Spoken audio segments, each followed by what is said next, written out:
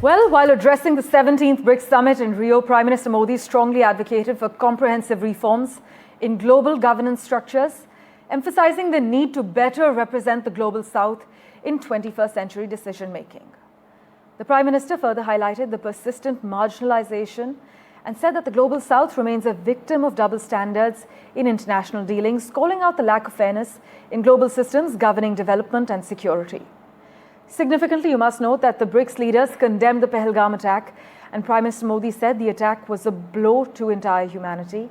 Notably, the Chinese President Xi Jinping and Russian President Vladimir Putin did not attend the summit in person. We, in fact, have Vishnu Som with us to take us through the key takeaways.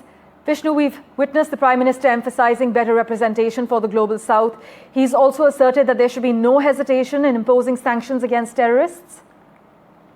I think the Prime Minister's remarks at the BRICS summit in Rio, Brazil were some of the strongest that he's made in the post-Pahalgam context. For me, that was a real takeaway, followed, of course, by the mention of Pahalgam explicitly in the BRICS declaration itself. But in terms of the Prime Minister's remarks, he said that Pahalgam was an attack on the sole identity and dignity of India, and at the same time was an attack, was a blow on humanity itself, stressing to assert that this just wasn't an India issue, it was something which impacted countries around the world. He thanked nations that stood with India and made the critical point that victims and supporters of terrorism are not the same. He said that silent support of terror is unacceptable, India making it clear to the international community over here, and BRICS, of course, is Brazil, Russia, India, China, and South Africa, that they needed to be firm in condemning terror. Ultimately, of course, India would have liked Pakistan to have been named, but Pakistan wasn't named, but the Pahalgam terror attack was categorically mentioned. He said that there should be no difference between words and actions on terror.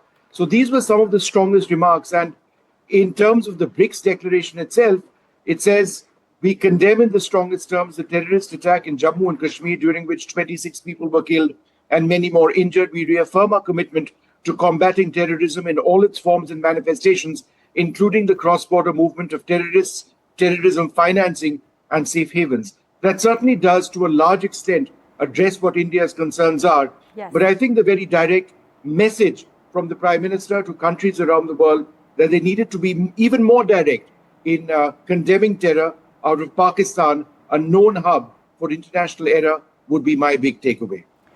Vishnu, as always, thank you so much for joining us with the details on the big takeaway.